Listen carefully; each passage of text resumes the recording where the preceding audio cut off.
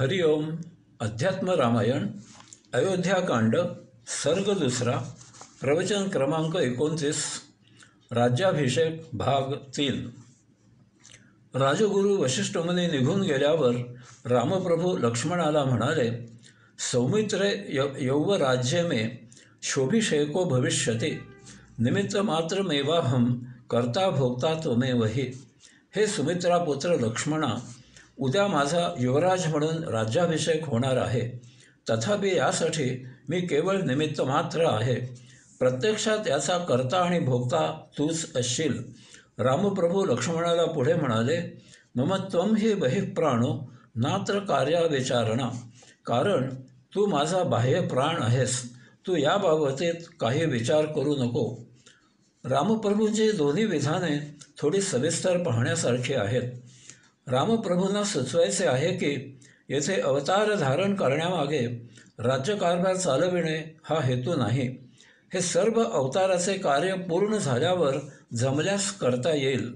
आधी अवतार कार्य पूर्ण करायचे आहे.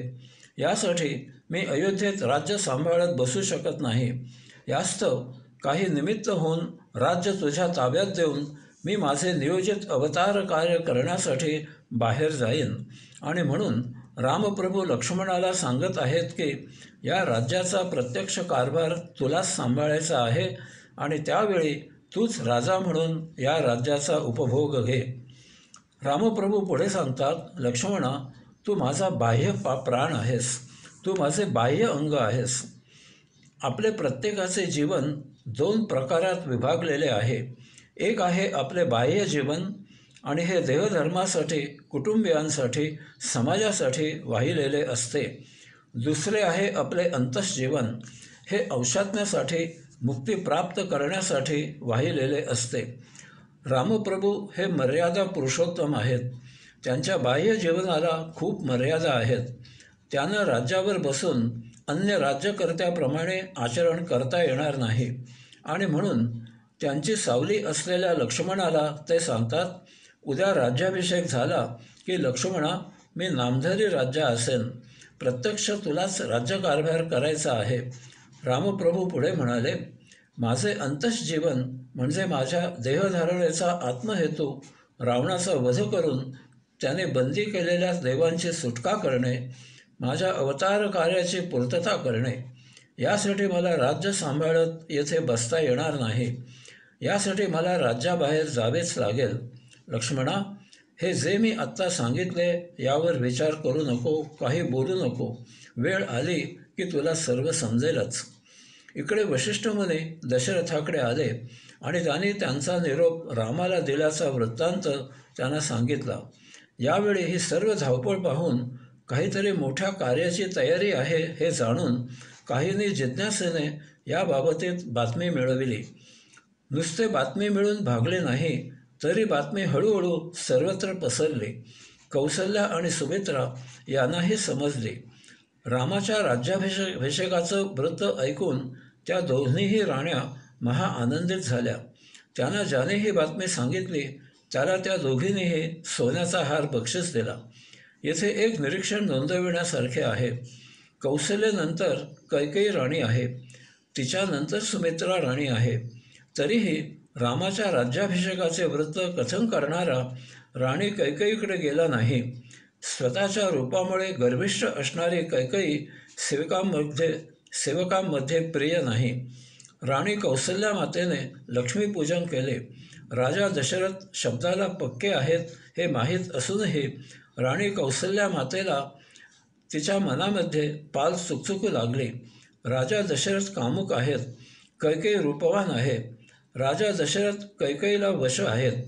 आयत्या वेळी काही विपरीत न तर घडणार नाही ना, या विचाराने ती व्याकुळ झाली. तिने दुर्गापूजा सुरू केली आणि याचवेळी तिकडे देवांची धावपळ लगबग सुरू झाली. रामाला राज्याभिषेक होणार या वृत्ताने त्यांना रामावताराचे कार्य सुरळीत पार होईल की नाही याची चिंता लागली.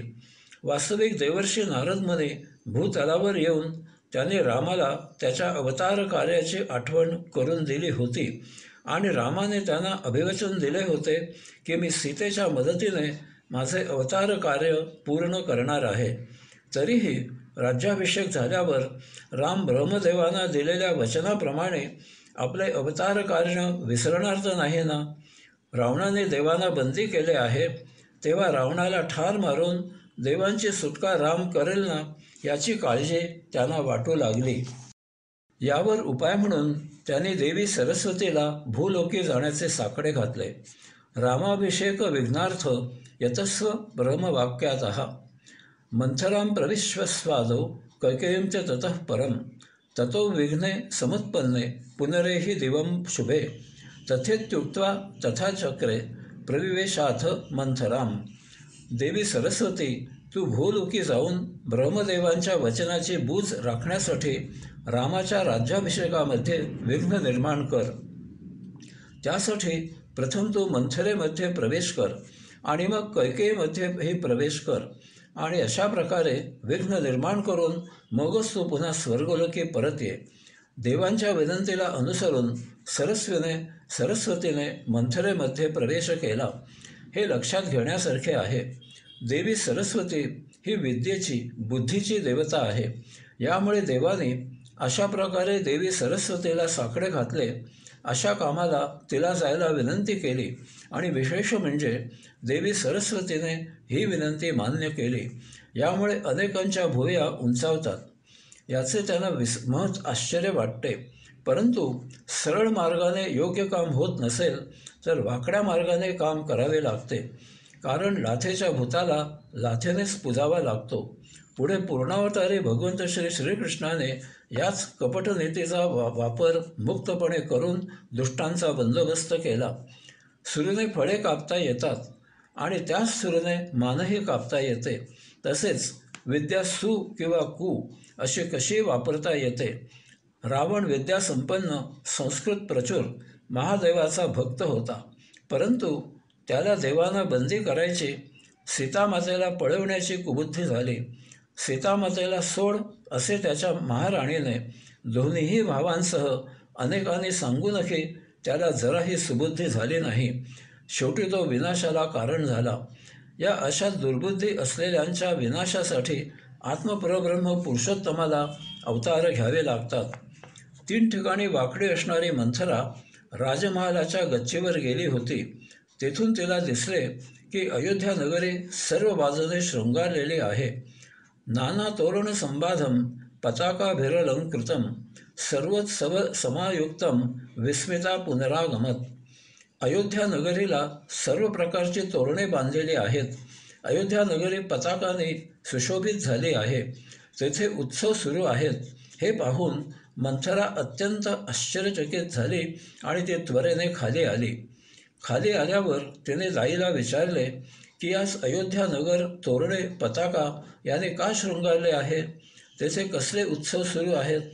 महाराणी कौसल्या प्रमुख विद्वानांना दान का बरे करत आहे?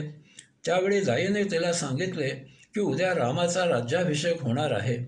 त्यासाठी अयोध्या नगर सजविले जात आहे. ही सर्व तयारी त्यासाठी सुरू आहे. हे ऐकता क्षणीच मंथरा त्वरेने कैकेयीच्या महाली धावली. त्यावेळी आपल्या सौंदर्याच्या नादात मग्न झालेली कैकेयी पलंगावर आराम करत होती.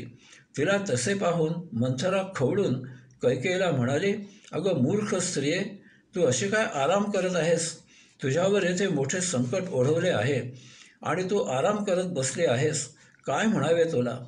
तुला तुझ्या सौंदर्याच्या घमेंडीपुढे येथे होत असलेल्या अन्य घडामोडी, तुझ्यासाठी होत असलेला अनर्थ दिसत नाही. मंथरेच्या या अकांड तांडवाचा कैकेयीला काहीही अर्थबोध झाला नाही. तिने प्रश्नार्थक चेहरा केला. ते पाहून त्यावर उसळून मंथरा कैकेयीला म्हणाली, अगं उद्या महाराज दशरथाच्या मेहरबानीने रामाला राज्याभिषेक होणार आहे. उद्यापासून राम अयोध्येचा राजा होणार आहे. हे ऐकताच कैकेयी ताडकन पलंगाच्या खाली येऊन उभी राहिली आणि तस्ये दिव्यौ ददौ सुवर्णनुपुरं रत्नभूषितं हर्षस्थाने किमिति मे कथ्यते भयमागतम. मोठ्या आनंदाने ही गोड बातमी सांगितल्याबद्दल तिने मंथरेला रत्नजडित सोन्याचे नुपूर बक्षीस दिले. ती मंथरेला म्हणाली, उद्या रामाचा राज्याभिषेक होणार ही तर आनंदाची बातमी आहे. मग तू माझ्यावर संकट आले माझ्यासाठी हा अनर्थ आहे असे का बरं म्हणतेस? भरता दिदौको राम प्रियकृन्मे प्रियं वद कौसल्या माम समं पश्चन सदा शुश्रुते हिमाम. पुढे ती मंथरेला म्हणाली, माझ्या भरतापेक्षाही राम मला जास्त प्रिय आहे. तो माझ्याशी नेहमी प्रिय असेच बोलतो. तो माझ्याकडे आणि कौसल्याकडे समभावनेने पाहतो. तसेच तो माझी नेहमी सेवा करतो. मग मूर्ख स्त्रिये, रामापासून मला कोणते भय आहे असे तुला वाटते? हे ऐकल्यावर विषण्ण झालेली मंथरा कैकेयीला काय म्हणाली ते आपण पुढील प्रवचनामध्ये पाहू. हरिओम.